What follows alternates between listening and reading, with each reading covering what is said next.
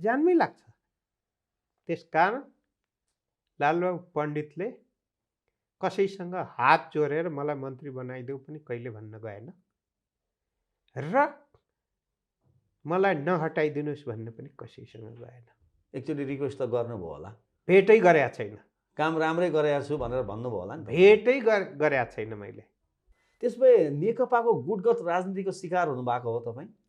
अब के को शिकार भयो त्यो यत्रो प्रधानमन्त्रीज्यूलाई काम थाहा। गरिरहेको मन्त्री होइन, अब यत्रो फ्रिक्वेन्टली तपाईँ सरसल्लाहमा प्रधानमन्त्रीज्यूसँग ठाडै हुनुहुन्छ, पार्टीले गर्व गर्ने काम गरिरहनु भएको छ तपाईँले भनेपछि तपाईँ गुटगत राजनीतिको शिकार हुनुभयो। त्यसो भए हडल्सहरू पनि आयो होला नि, अवरोधहरू आयो होला। सामान्य प्रशासन मन्त्रालय भनेपछि मालदार अफिसमा चाहिँ अलिकता सरुवा मिलाउनको लागि ब्रिफकेस बोकेर आउने। सोझो रुखलाई पहिलो बन्चरो लाग्छ। तपाईँलाई पनि बन्चरो लाग्यो? बाङ्गो टेढो रुखलाई बन्चरो लाग्छ। अब यो प्रश्नको उत्तर सामान्य प्रधानमन्त्रीज्यूले दिन सक्नुहुन्छ। उहाँले त एन्सर दिइसक्नु भयो नि तपाईँलाई हटाएर। कि त लालबाबु पण्डित बोल्ड डिसिजन त गर्नुहुन्छ, तर कहिलेकाहीँ कुनै निर्णय र काममा अलिकता एकोरोट टाइपको के नेपालीमा भन्छ नि भेडो खालको के लागेपछि जिद्दी लागिरहने उहाँको बानी छ भनेर पनि कतिपयले यो खालको आलोचना पनि। म एउटा कुरा चाहिँ प्रष्ट भन्न चाहन्छु।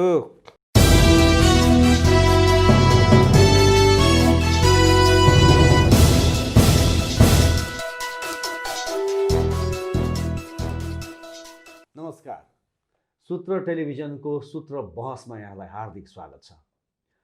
सूत्र बहसमा हामीले कुनै एउटा विषय प्रसङ्गलाई आधार मानेर हाम्रा अतिथिहरूसँग कुराकानी संवाद गर्दै आइरहेका छौँ र आज हामी कुराकानी गर्न गइरहेका छौँ नेपाल कम्युनिस्ट पार्टी नेकपाका सांसद, पूर्व मन्त्री, अहिले नेपाल कम्युनिस्ट पार्टीका सामान्य प्रशासन विभागका प्रमुख, शालीन साधकी नेता भनेर चिनिनुहुने लालबाबु पण्डितज्यूसँग। पण्डितज्यू, यहाँलाई हाम्रो बहसमा स्वागत छ। धन्यवाद। आराम हुनुहुन्छ? आरामै छु। दिनचर्या कसरी व्यतीत गरिरहनु भएको छ?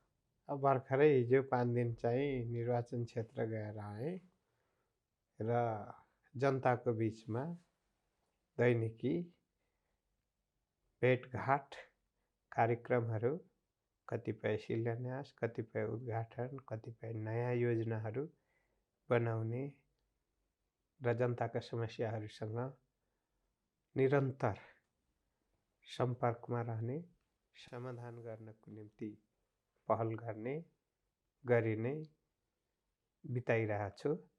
अर्कोतिर सञ्चारकर्मी मित्रहरूले बेला बेलामा बोलाउनुहुन्छ, प्रश्न सोध्नुहुन्छ, जवाब दिन्छु।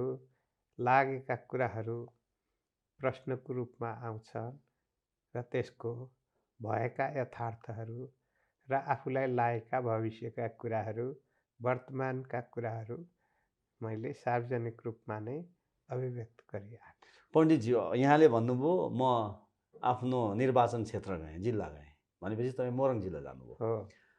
अनि पण्डितज्यू जब मन्त्री हुनुभयो र अहिले मन्त्रीबाट अहिले रेस्ट पाउनु भएको छ, आराम पाउनु भएको छ होइन, पार्टीले निर्णय गर्यो नि त। के भने त तपाईँलाई अब भर्खरै मात्र कार्यकर्ताहरूलाई, आफ्ना साथीभाइहरूलाई, मतदाताहरूलाई भेटेर आउनुभएछ, के भने तपाईँलाई आराम दिए अब सङ्गठनमा डटेर लाग्नुहोस् भने कि तपाईँलाई आराम दिनु हुँदैन थियो, मन्त्री पदलाई पार्टीले निरन्तरता दिनु पर्थ्यो, किन आराम दिए भने कि, अथवा तपाईँप्रति उहाँहरूको सल्लाह र गुनासो कस्तो रह्यो? अब व्यक्तिगत रूपमा मसँग जोडिएर काम गर्ने र राम्रो काम गर्नेलाई हटाउनु हुँदैन थियो र हटाउने कुरा यो प्रधानमन्त्रीको अधिकारभित्रको कुरा भएकोले हटाइ त सक्नुभयो। त्यस कारणले निराश नहुनुहोस् र साथमा हामी छौँ र हामीलाई दुःख लागे पनि जनताको हितमा, जनताको विकास निर्माण सेवामा निरन्तर लागिराख्नु भएकोले गर्दा कमी हुँदैन भन्ने विश्वास पनि व्यक्त गरिदिन्छु। पद त आउने जाने गइरहन्छ, त्यस कारणले चिन्ता नलिनुहोस्।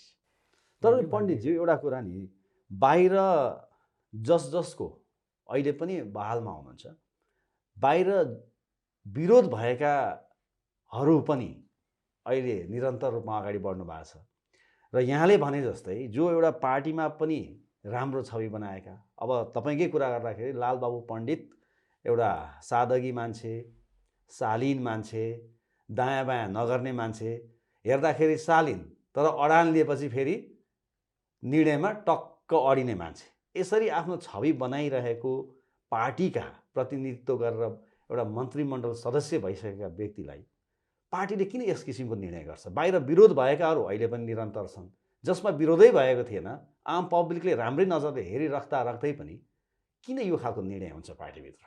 अब यो प्रश्नको उत्तर सामान्य प्रधानमन्त्रीज्यूले दिन सक्नुहुन्छ, उहाँले त एन्सर दिइसक्नु भयो नि तपाईँलाई हटाएर। कि त पार्टी अध्यक्षले दिन सक्नुहुन्छ।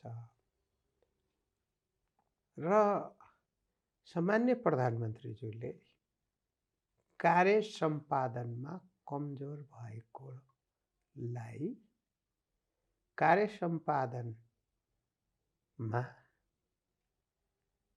नसक्नेहरूलाई, योग्यता क्षमता प्रदर्शन नगर्नेलाई, कार्यकुशलता प्रयोग नगर्नेलाई हटाउँछु भन्नु। प्रधानमन्त्रीज्यूले हामी हटेको एक हप्ताभित्रै राष्ट्रिय योजना आयोगको बैठकमा प्रधानमन्त्री कार्यालयबाट प्रस्तुत कार्य सम्पादनमा यहाँहरूले सार्वजनिक माध्यमबाट देख्नुभयो कि कार्यकुशलता, कार्य सम्पादनको प्रतिशत उच्च रहेकालाई हटाइएको छ र कमजोर रहेकाहरू पनि मन्त्रीमण्डलमा छन्, यथावत छन्। त्यो अरूले बोल्ने होइन, प्रधानमन्त्री कार्यालयको कार्य सम्पादन मूल्याङ्कन जुन राष्ट्रिय योजना आयोगको बैठकमा प्रस्तुत भएको छ त्यसले बोल्ने कुरा हो। अर्कोतर्फ सङ्घीय मामला तथा सामान्य प्रशासन मन्त्रालय मैले सम्हालेपछि सबभन्दा जटिल काम केन्द्रीय प्रणालीबाट 3 तहको सङ्घीय प्रणालीमा मुलुकलाई रूपान्तरण गर्ने कुरा थियो। मुलुककै 3 तहको सङ्गठन निर्माण गर्नु थियो। सङ्गठन निर्माण मात्रै होइन, त्यसको दरबन्दी संरचना बनाउनु थियो। त्यो पनि बनाएर अनि ऐन बनाएर अनि त्यस अन्तर्गत प्रविधिको विकास गरेर अनि कर्मचारी समायोजन जटिल विषयलाई पनि टुङ्ग्याएर अनि मुलुकलाई आवश्यक जनशक्तिको विज्ञापन गरेर त्यसको पनि परिपूर्ति भइसकेको स्थितिमा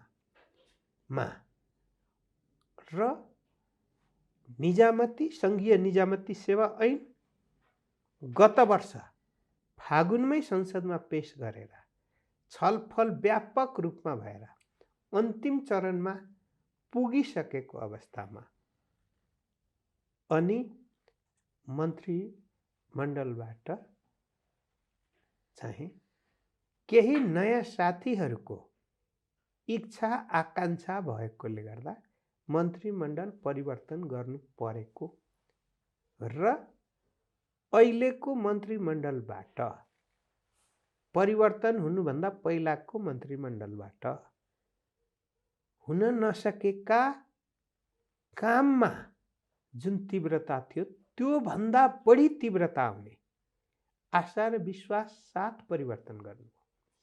तर यहाँले यति भन्दै गर्दा मैले भन्छु कि कामलाई हेरेर मन्त्रीमण्डल पुनर्गठन गर्दा प्रधानमन्त्रीज्यूले ध्यान दिनु भएन। त्यो देखियो। अर्को कुरा, हरेक भाषणहरूमा, हरेक राष्ट्रिय अन्तर्राष्ट्रिय मञ्चहरूमा र टेलिभिजनहरूमा खुला मञ्चमा सामान्य प्रधानमन्त्रीज्यूले पटक पटक भन्नुभएको छ, लिखितमा पनि भन्नुभएको छ र मौखिक पनि भन्नुभएको छ कि सङ्घीयता कार्यान्वयन, केन्द्रीय प्रणालीबाट रूपान्तरण सङ्घीय प्रणालीमा एउटा कठिन काम हो। त्यसमध्येको कठिन र जटिल काम भनेको कर्मचारी समायोजन हो र अन्य मुलुकहरूले गर्न नसकेका वा गरे पनि 10औं वर्ष लगाएर गरेका वा यही काम गर्दा 3-3वटा प्रधानमन्त्री सुध बदलिनु परेको स्थिति र कतिपय मुलुकहरू सङ्घीय प्रणालीमा केन्द्रीय प्रणालीबाट गइसकेर पनि नसकेर सम्पादन गर्न नसकेर फेरि केन्द्रीय प्रणालीमा फर्केको स्थिति र कतिपय मुलुकहरू यसैसँग जोडिएर विवादमा फँसेर मुलुकै टुक्रेको स्थिति पनि भएको। तर नेपालमा सहजता, सरलता पूर्वक समय सीमाभित्र दृढ अठोटका साथ काम सम्पन्न भएको र गरेका हौँ भनेर गौरव साथ भन्नुभयो। तर त्यो गौरव कहाँ हरायो मलाई थाहा छैन। परिणामले त्यस्तो देखाएन। परिणामले तपाईँले अहिले जति पनि कुरा गर्नुभयो यो खालको मूल्याङ्कन त भएन नि त पण्डितज्यू। मूल्याङ्कन त नभएको देख्यौँ हामीले। जनताले देख्ने मूल्याङ्कन, अनि जनताले त अहिले तपाईँले भन्नुभयो कार्यकर्ताले मलाई भने, मेरा मतदाताले भने, उहाँहरूले त हेरिरहनु भएको छ। तर पार्टीका अध्यक्षले देख्नु भएन, पार्टीले देखेन, प्रधानमन्त्रीज्यूले देख्नु भएन, उहाँहरूले त देख्नु भएन नि। देख्नु भएन। जे आशा गरेर अहिलेसम्म मन्त्रीहरूले घुरेर काम गरे, अब उडेर काम गर्नुहुन्छ।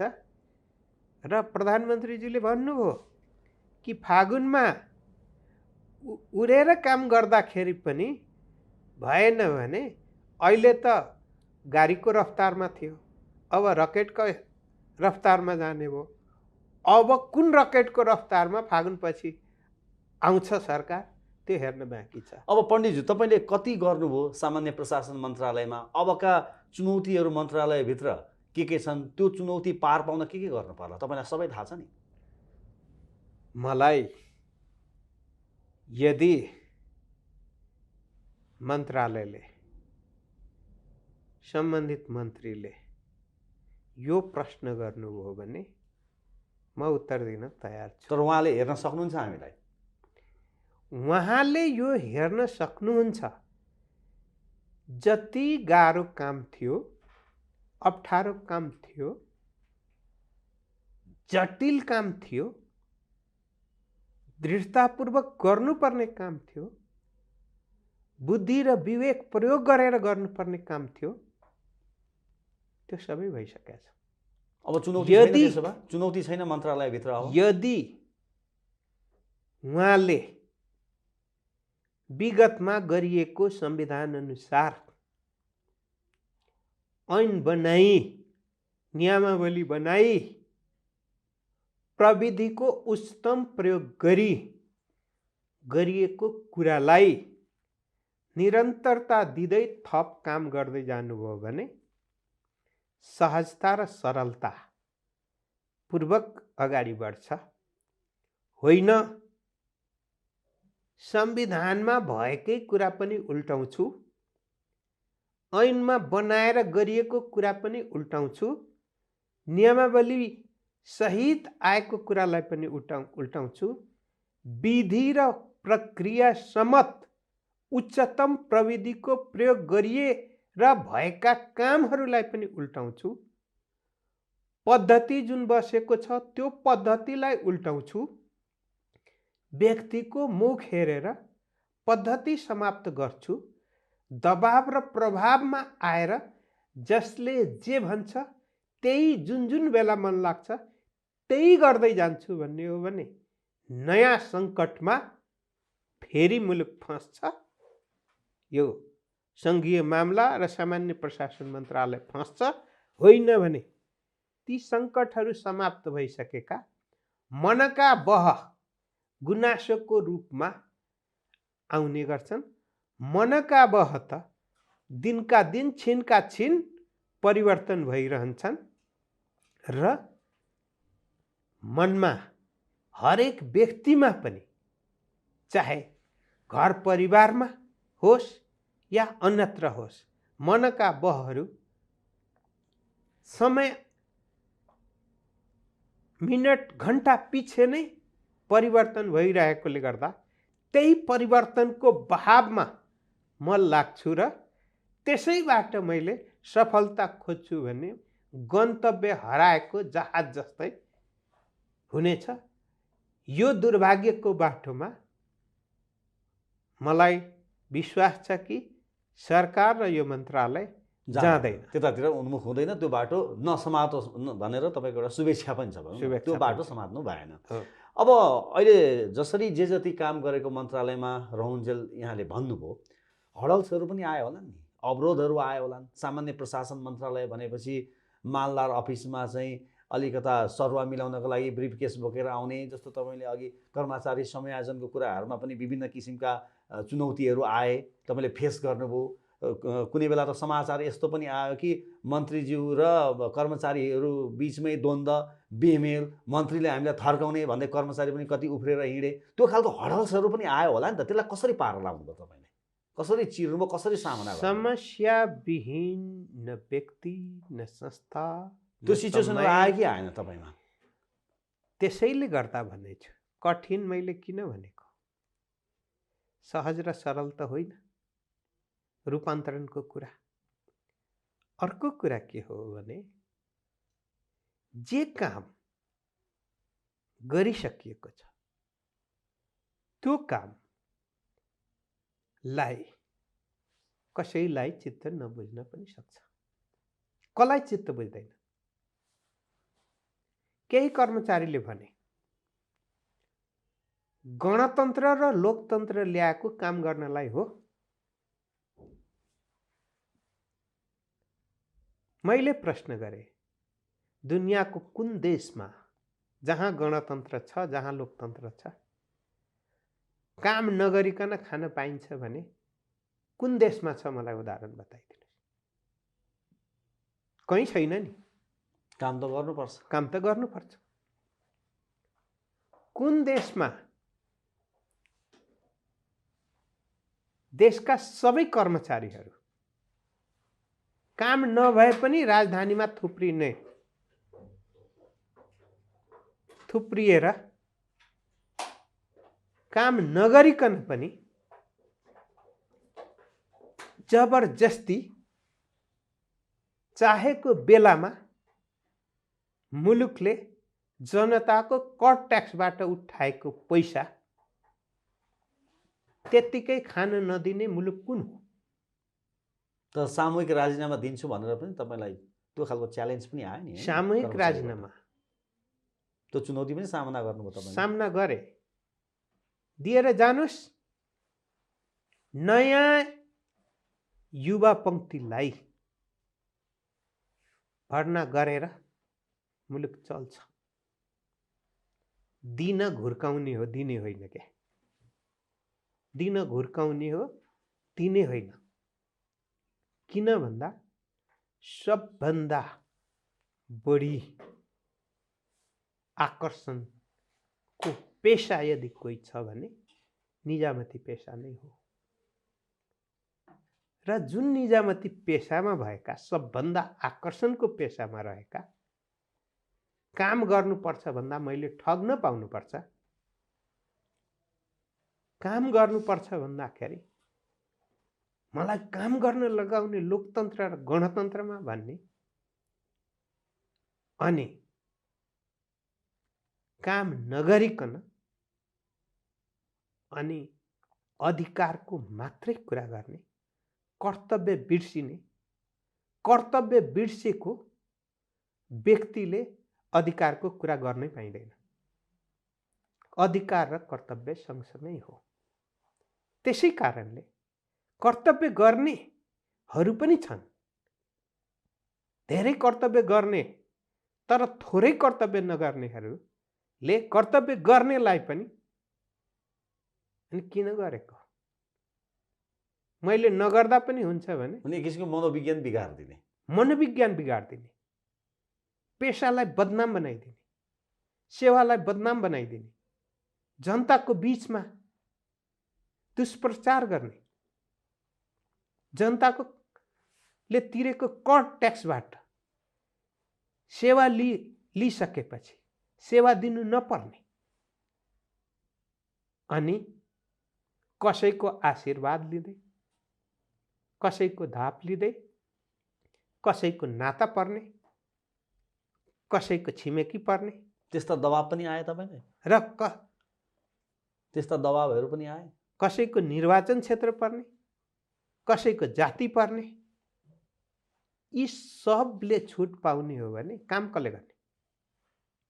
त्यसै कारणले गर्दा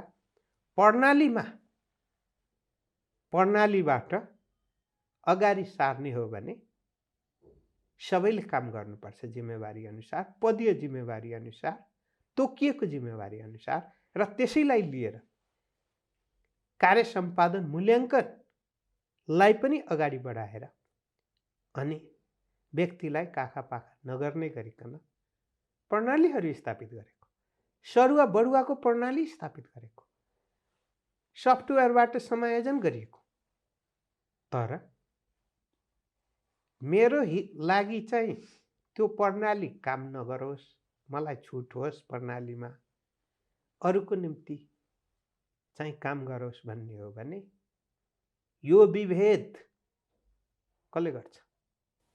म त विभेदको अन्त्य गर्नुपर्छ भन्ने। अब निरपेक्ष पण्डितज्यू, मैले रूपमा केही कुरा सोच गरेर हुँदैन।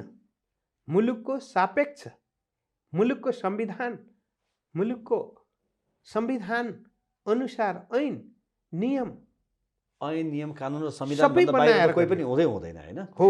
अब पण्डितज्यू, जस्तो जति पनि तपाईँले अहिले गरेको कुराहरू अहिले हाम्रो यो बहसमा आइरहेको छ, तर पछिल्लो समयमा लालबाबु पण्डितले जसरी एउटा ग्रिन कार्ड होल्डर, पिआर होल्डरहरूको विषयमा सामान्य प्रशासन मन्त्रालयको जिम्मेवारी लिँदै गर्दा जुन ढङ्गबाट उहाँले एउटा निकास निकाल्नुभयो, त्यो ढङ्गको निकास निस्किएन भनेर लालबाबु पण्डित बोल्ड डिसिजन त गर्नुहुन्छ, तर कहिलेकाहीँ कुनै निर्णय र काममा अलिकति एकोरो टाइपको के नेपालीमा भन्छ नि भेडो खालको के लागेपछि जिद्दी लागिरहने उहाँको बानी छ भनेर पनि कतिपयले यो खालको आलोचना पनि गरे। उनीहरूले आफ्नो व्यक्तिगत स्वार्थको लागि गरे, आलोचना गर्नैको लागि गरे, अथवा कहिलेकाहीँ तपाईँ आफ्नो निर्णयमा पनि एकोरो रूपमा लागिरहनुहुन्छ, दायाँ बायाँ यसको असर के हुन्छ, यसका प्रभाव के हुन्छन् भन्ने कुराहरू नसोचिकन पण्डित यो खालको आरोप पनि तपाईँले लगाए।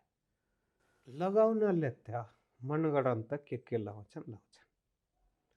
मैले जुन बेला निजामती सेवा ऐनको 4थो संशोधन गरेँ त्यतिखेरै मार्नसम्म आइपुग्यो, थ्रेट पनि आयो, त्यतिखेरै सार्वजनिक भने अनि मन्त्री क्वार्टरमै पनि मार्छु 2 घण्टाको ज्यान मार्ने, त्यतिखेरै पनि बेहोर्यो। सामाजिक सञ्जालहरूमा पनि बेहोर्यो। त्यतिखेर कान्तिपुरले त हेडिङै निकाले, हुट्टी ट्याउले संसार थेक्दैन, निकालेकै हो, विभिन्न पत्र पत्रिकाले निकालेकै हो। तर निर्णय संविधानमा पर्यो, ऐन पारित भयो, सबैतिर लागू भएपछि अनि त्यतिखेरको पीडा त अरूले बिर्सिदिए। त्यो कम कठिन काम थिएन, ज्यानको बाजी लगाएर गरिएको काम, र यसपटक पनि समायोजन ज्यानको बाजी लगाएर गरिएको काम। नेपालीमा के हुन्छ भनेपछि मरिसकेपछि सम्मान गर्ने, मरिसकेपछि सम्मान गर्ने, जिउँदोमा अपमानित गर्ने, र केही काम गर्नुभयो भने कसैलाई न कसैलाई, धेरैलाई फाइदा हुन्छ भने थोरैलाई त घाटा पनि हुन्छ नि।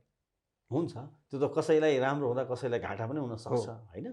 त्यतिखेर अमेरिकामा बस्ने ग्रिन कार्ड होल्डर, डीबीपीआर होल्डर जो कर्मचारी थिए, सचिवसम्मले छोडेर गए। कति सरापे हो, त्यो त इतिहास साँची छ। त यसपटक पनि जनताले देखिरहेछ नि। गाउँमा नजाने कर्मचारीहरू, परदेशमा नजाने कर्मचारीहरू, हिमाल पहाड र मधेसमा नजानेहरू जाँदा त्यहाँ त जनताले खुसी नै मनाएछ नि। तर दुःख कसलाई हो? काठमाडौँको सडकमा अनि दिनभरि जुत्ता चप्पल फटाउने जनताको नाममा, अनि बिहान 4 जना नेता कहाँ, बेलुकी 4 जना नेता कहाँ, अनि दिनभरि चाहिँ विभिन्न अफिसहरू धम्काउँदै थर्काउँदै, अनि यही नै मेरो सेवा हो, यही नै मेरो पेसा हो भन्न ठान्नेहरूलाई त पीडा भएकै छ, पीडा भएकै छ नि। चुनावमा उठ्दा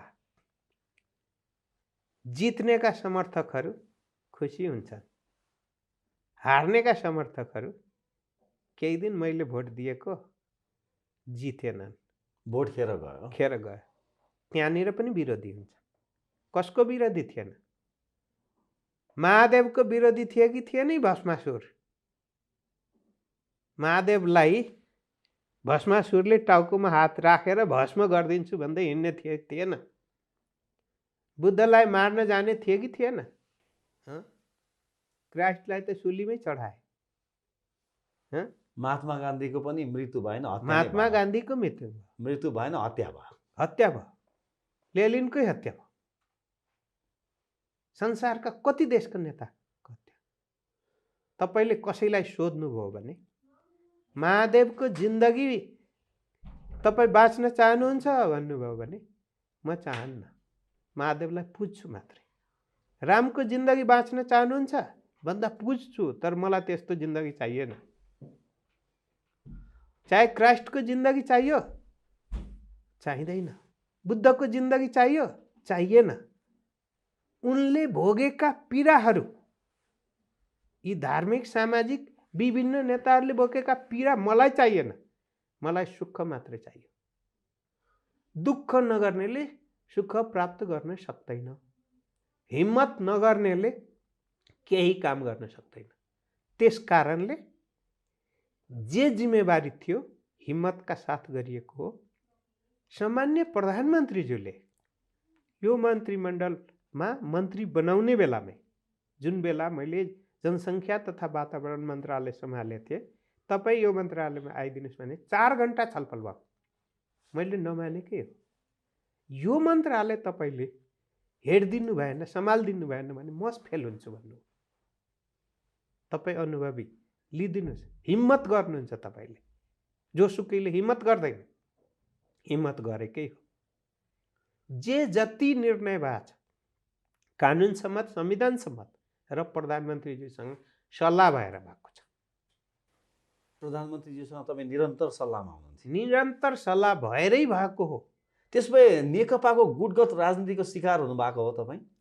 अब के को शिकार भयो त्यो प्रधानमन्त्रीज्यूलाई थाहा। यत्रो काम गरिरहेको मन्त्री हैन, अब यत्रो फ्रिक्वेन्टली तपाईँ सरसल्लाहमा प्रधानमन्त्रीज्यूसँग ठाडै हुनुहुन्छ, पार्टीले गर्व गर्ने काम गरिरहनु भएको छ तपाईँले भनेपछि तपाईँ गुटगत राजनीतिको शिकार हुनुभयो। त्यसो भए कहिलेकाहीँ के हुन्छ भने धेरै राम्रो गर्नेको पनि विरोधी धेरै निक्लिन्छ, दुश्मनी धेरै निक्लिन्छन्। सोझो रुख, तर यसले लालबाबु पण्डितलाई मात्र समग्र पार्टीलाई हित गर्थ्यो नि त पण्डितज्यू। सोझो रुखलाई पहिलो बन्चरो लाग्छ। तपाईँलाई पनि बन्चरो लाग्यो? बाङ्गो टेढो रुखलाई बन्चरो लाग्छ। सोझो रुखलाई बन्चरो लाग्यो, तपाईँलाई पनि बन्चरो लाग्यो। एउटा शालीन नेतालाई, अडान लिने नेतालाई लाग्छ। कहिलेकाहीँ अहिले त पदबाट लागेको छ, कहिले ज्यानमै लाग्छ। त्यसकारण लालबाबु पण्डितले कसैसँग हात जोडेर मलाई मन्त्री बनाइदेऊ पनि कहिले भन्न गएन, र मलाई नहटाइदिनुहोस् भन्ने पनि कसैसँग गएन। एकचोटि रिक्वेस्ट त गर्नुभयो होला? भेटै गरेका छैन। काम राम्रै गरेको छु भनेर भन्नुभयो होला नि? भेटै गरेका छैन मैले। अनि कसरी थाहा पाउनु? मिडियाबाट थाहा पाउनुभयो कि पत्र आयो? राति 11:30 बजे मन्त्रीबाट हटेको कुरा कलाकार केदार घिमिरेले छोरीलाई मेसेज गरेपछि मैले थाहा पाएँ, नभए राति। र त्यतिखेरै मैले भने डेरा खोजिदिनुहोस् है भनेर उहाँहरू लगातार डेरा खोज्नुमा लाग्नुभयो। 100जनाभन्दा बढी डेरा खोज्नुमा लाग्नुभयो। मैले एकैचोटि मन्त्री क्वार्टरबाट डेरा खोजेर यहीँ सर्या। मन्त्री क्वार्टरबाट सोझै यहाँ आउनुभयो। हो। अब पण्डितजी अर्को मैले प्रसङ्ग जोडेँ, जस्तो कार्यकर्ताहरूको विषय प्रसङ्ग कुरा गर्दाखेरि तपाईँको निर्वाचन क्षेत्र मोरङ जिल्लामा पर्यो। हो। र मोरङ जिल्लामा जहाँबाट तपाईँले प्रतिनिधि सभा सदस्य विजय प्राप्त गर्दै गर्दा त्यहाँनिर प्रदेशका दुवैजना नेपाली कङ्ग्रेसका उम्मेदवारले विजय प्राप्त गरे। तपाईँले नेकपाको तर्फबाट तपाईँले विजय प्राप्त गर्नुभयो। कङ्ग्रेसका डाक्टर शेखर कोइरालालाई तपाईँले पराजित गर्नुभयो। तपाईँलाई अहिले के भनिरहेका छन् भने लालबाबु पण्डितले तराई र मधेसको इस्युलाई किन रेज गर्दैनन्, हाम्रो अधिकारका विषयमा किन बोल्डली बोल्न सक्दैनन् भनेर एउटा समूहले यो खालको आवाज उठाइरहेको छ। तपाईँलाई 3 वर्षपछि फेरि निर्वाचन त लड्नु छ, निर्वाचन त तपाईँ लड्नुहुन्छ। उहाँहरूलाई के भन्नुहुन्छ? यो खालको गुनासो आइरहेको छ। आत्मकेन्द्रित विचारहरू, केही स्वार्थी प्रस्तावहरू को पछाडि म कहिल्यै लागिन, फेरि पनि लाग्नुहुन्न? लाग्दैन। देशलाई कसरी बलियो बनाउनु पर्छ, हिमाल पहाड तराई पूर्व पश्चिम कि तपाईँ तराई मधेसको समस्या नै नबुझ्नु भएको हो पण्डितज्यू? त्यहाँको वास्तविक समस्या के हो, अधिकार प्राप्तिका कुराहरू के हुन्? म एउटा कुरा चाहिँ प्रष्ट भन्न चाहन्छु। तराईमा म तराईको मात्रै नेता हो भन्नेहरू, हिजो टोपी देख्नै नहुने, टोपी देखेपछि मार्नै पर्ने, हान्नै पर्ने, 10 थरी गाली गर्नै पर्ने, अनि के छ? भर्खरै केही दिन पहिला देख्नुभयो नि त, बुहारी त हाम्रो काठमाडौँको नेवार समुदायकै जस्तो लाग्छ। नेवार समुदायकै गरे। अब त्यो घरमा चाहिँ देश पस्यो कि मधेस पस्यो भनेपछि यो देखावटी कुराहरू मात्रै हुन्। र धेरै जसो यो कुरा गर्नेहरूको 80 देखि 85% सम्पत्ति काठमाडौँमा छ। कुरा मात्रै हो क्या। मलाई भन्नुहुन्छ भने म यसै पटक मन्त्री भइसकेपछि तराई मधेस समृद्धि कार्यक्रमको निर्माणै मैले गरे हो। तराई मधेस समृद्धि कार्यक्रम पहिलो आर्थिक वर्ष, गएको वर्ष 5 अरब 30 करोडको बजेट थियो। भनेको यो 22 वटा जिल्ला सबै पर्यो? 21 जिल्ला, 21 वटा जिल्ला पर्यो हो यसमा। हो। पोहोर साल सङ्घीय मामला तथा सामान्य प्रशासन मन्त्रालय अन्तर्गत 2 अरब 5 करोड, सडक अन्तर्गत 3 अरब 30 करोड। यसपटक त्यसैलाई विस्तार गरेर 4वटा मन्त्रालय अन्तर्गत 7 अरब 55 करोड बजेट यो वर्ष तराई मधेसको, जुनको डिजाइन मैले गरे हो।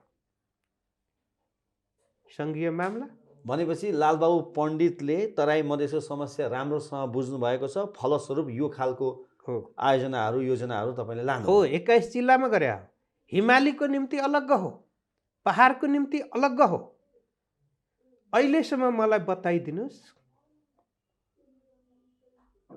सेन्टिमेन्टल कुरा गर्न बाहेक तराईबाट मधेसबाट यति धेरै नेताहरू जन्मे, कसैले कुनै तराई मधेसको प्रस्ताव गरेको किन न गरेको मलाई बताइदिनुहोस्। भनेपछि यो सबै देखावटी हो? देखावटी हो। जब मैले पोहोर सालै संसदमा यो तराई मधेस समृद्धि कार्यक्रम संसदमा गयो, सबभन्दा बढी तराई मधेसको कुरा गर्नेहरूले नै यो कार्यक्रमको विरोध गरेर यो खारिज हुनुपर्छ भने, यो कार्यक्रमको खारिज हुनुपर्छ भने, तराई किन मधेस भन्दाखेरि बेस पार्टीकै लिडरहरूले सांसदहरूले यस्तो कुरा गरे। माइकबाट गरे, संसदमा गरे। किन भन्दा तराई मधेसको नेता चाहिँ आफू सकिँदै नयाँ जन्मिने भए। भनेपछि यो त राणा शासनको बेलाको जस्तो समय हो नि। स्कुल भयो भने, शिक्षा दीक्षा भयो भने, पब्लिकलाई राम्रो भयो भनेदेखि हाम्रो राजनीति सकिन्छ भनेर जहिले पनि गुमराहमा राख्ने काम हुन्छ नि राणा शासनमा। त्यसैले म भन्छु नाकाबन्दीले सबभन्दा कसैको मार पर्यो भने, सबैभन्दा पीडित भयो भने उद्योग चलेन, बेरोजगारी भयो तराई मधेसमा। खेती गर्न पाएन, उत्पादन घट्यो, त्यही। स्कुल बन्द भयो, पढ्न पाएन त्यहीँको विद्यार्थीले। स्वास्थ्य संस्थाहरू बन्द भए, उपचार भएन, त्यहीँकै हो। त्यसकारण कसको हितमा काम गरिँदैछ? कसैले भारी बोकाइदिया छ भने त्यो भारी ठिक हो कि होइन भनेर नबुझिकन बोकियो भने बोक्नु हुन्छ कि हुँदैन, त्यसले फाइदा गर्छ कि गर्दैन, त्यो कुरा बुझ्नुपर्छ। त्यसै कारणले लालबाबु पण्डित मलाई के भन्नुहुन्छ, म त जन्मेको 2 नम्बर प्रदेशमै, अहिले मेरो कार्यक्षेत्र 1 नम्बर प्रदेशै हो। तराई मधेसको हितमा र देशको हितमा सबभन्दा बढी चिन्तन गरेर, बुझेर, योजनाबद्ध तरिकाले जनताको समस्यासँग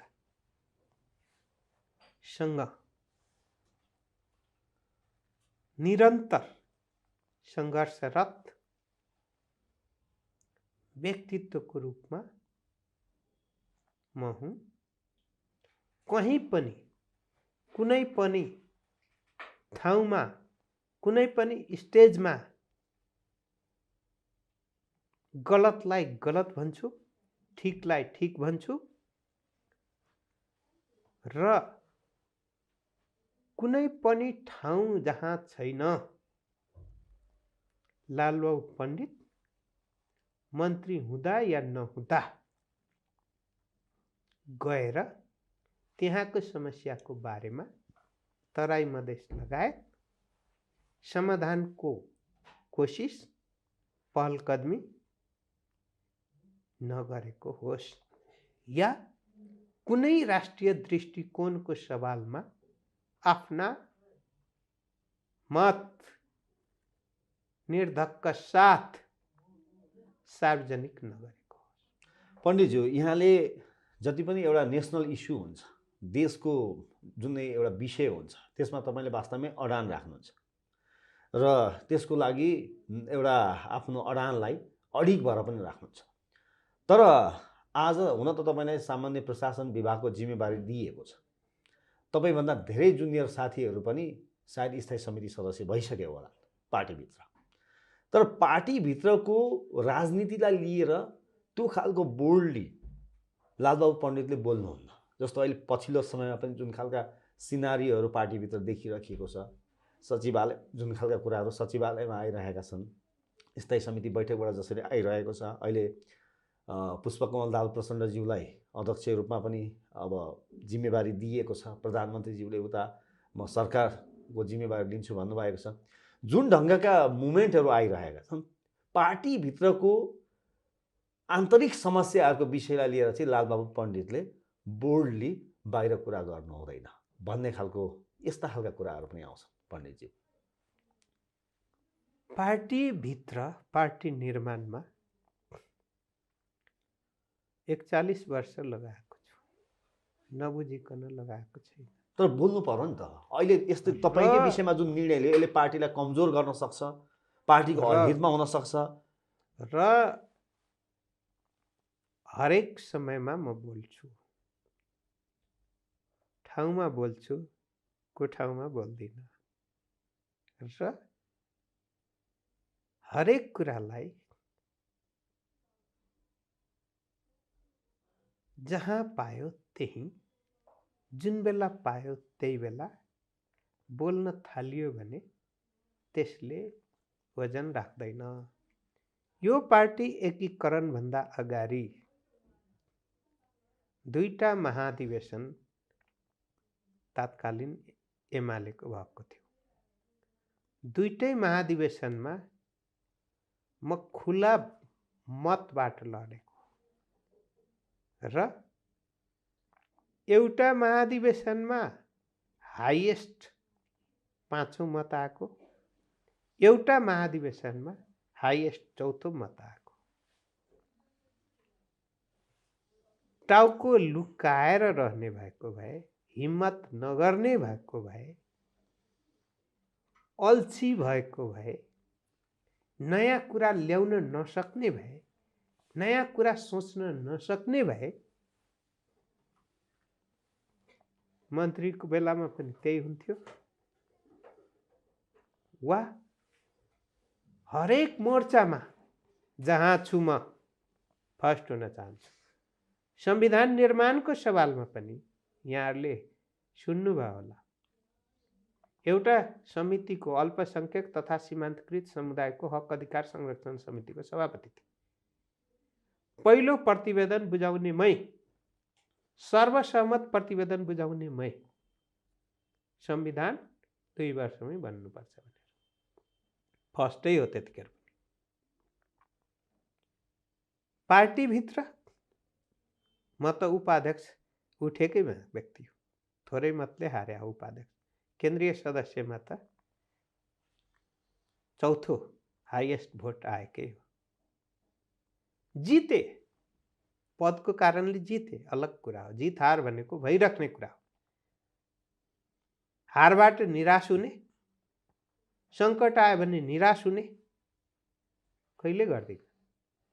चाहे मेची महाकाली अभियान जुन तत्कालीन नेकपा एमालेले सञ्चालन गर्यो, कति थरथर काम्दै थिए अलिकति सङ्कट आउँदाखेरि, तर हिम्मतका साथ अन्तिमसम्म यो अभियान सफल पार्नुपर्छ भन्ने मै। अब पण्डितज्यू, हामी यहाँ आउँदाखेरिमा तपाईँ एउटा सामान्य घरमा भाडामा बस्नु भएको छ। 40 वर्ष भएछ काठमाडौँमा भाडामा बसिरहनु भएको छ हो। तर पनि तपाईँलाई कहिलेकाहीँ आर्थिक प्रसङ्ग जोडेर पनि समाचार आइदियो, दुःख लाग्दैन? त्यो समाचार किन? समाचार चाहिँ कहिले, मसँग साधन छैन हो। हामी अहिले यहाँ देखिरहेका छौँ तपाईँ कसरी बस्नु भएको छ, हामी अन्तर्वार्ता तर कसरी के हुन्छ गरिरहेका छौँ। भने पीत पत्रकारिता गर्नेहरू, मिसन पत्रकारिता गर्नेहरू, सबभन्दा गाडी त मैले प्रयोग गरेँ भने नि, किनभने उद्देश्य नै फरक थियो। कसैले केही आफ्नो सम्पत्ति राख्यो र कानुनी रूपमा भएको कुरालाई देखायो भने बेइमान हुन्छ कि लुकाएर अपराध गर्नु, त्यो गलत हुन्छ। त्यसैले गर्दा लालबाबु पण्डित खुला किताब हो, जसले पनि पढ्न सक्छ, लाग्न सक्छ होला कहिलेकाहीँ कि अलिअलि ढुङ्गा हानेर घाइते बनाइयो भने त उसको गति घट्छ नि। मती घटेकाहरूको हो, लालबाबु पण्डितको गति घटेका छैन, घट्दैन पनि। भनेपछि तपाईँ एउटा पीठ पत्रकारिताको शिकार हुनुभयो। मात्रै पीठ पत्रकारिता मात्रै हो त्यो? पीठ पत्रकारिता हो, मैले भनिसकेँ। चुनावको पिक पोइन्टमा हुँदाखेरि एउटा अनलाइनले निकाल्यो मेरो फोटो राखेर, चारा घोटालामा लालबाबु पण्डित 7 वर्ष जेल। खोज्दै जाँदा त रेडियो मेकानिक्सले, मोबाइल बनाउनेले, एउटा गाउँकोले त्यो अनलाइन चलाएको रहेछ। चारा घोटाला नेपालमा भएको हो कि भारतको? लालु यादव र लालबाबु पण्डित छुट्याउन नसक्ने पत्रकार के पत्रकार हुन्छ? त्यो सम्मको अवस्था फेस गर्नु हो। त्यो सम्मको अवस्था फेस गर्छु। त्यस कारणले मैले सबैलाई भन्दिनँ, पेसाप्रति इमान्दार, समर्पित, सत्य, निष्ठापूर्वक समाचार लेख्ने पत्रकारहरूलाई म जस्तो सुकै सङ्कटमा पनि हिम्मत नहार्नुहोस् भन्ने साथ सहयोग पनि गर्छु। तर जसको धर्मै चाहिँ पत्रकारिता होइन, कुधर्म बोकेर अनि चाहिँ कुपेसा बोकेर अनि पेशागत कुरा गर्छ, अपराधपूर्ण कुरा गरेर अनि त म निष्पक्ष छु भन्छन् भने कसले पत्याउँछ? त्यसै कारणले राम्रो नराम्रो हरेक ठाउँमा हुन्छ। लालबाबु पण्डित खुला किताब हुनुहुन्छ, हो, जसले पनि अध्ययन गर्न मिल्छ, जसले पनि जहिले पनि अध्ययन गर्न मिल्छ। त्यसमा कुनै रोकटोक छेकबार छैन। छैन छैन। हस् त पण्डितज्यू, हामीले समय दिनुभयो, सूत्र बहसको लागि हामीसँग कुराकानी गरिदिनु भयो, धेरै धेरै धन्यवाद छ। ल, यहाँलाई पनि धन्यवाद। यहाँ आइदिनु भयो, आफ्ना केही कुरा लागेका सोधिदिनु भयो, केही कुरा भन्ने अवसर पाएँ। हार्दिक शुभकामना सहित फेरि भेट हुने बाचासहित।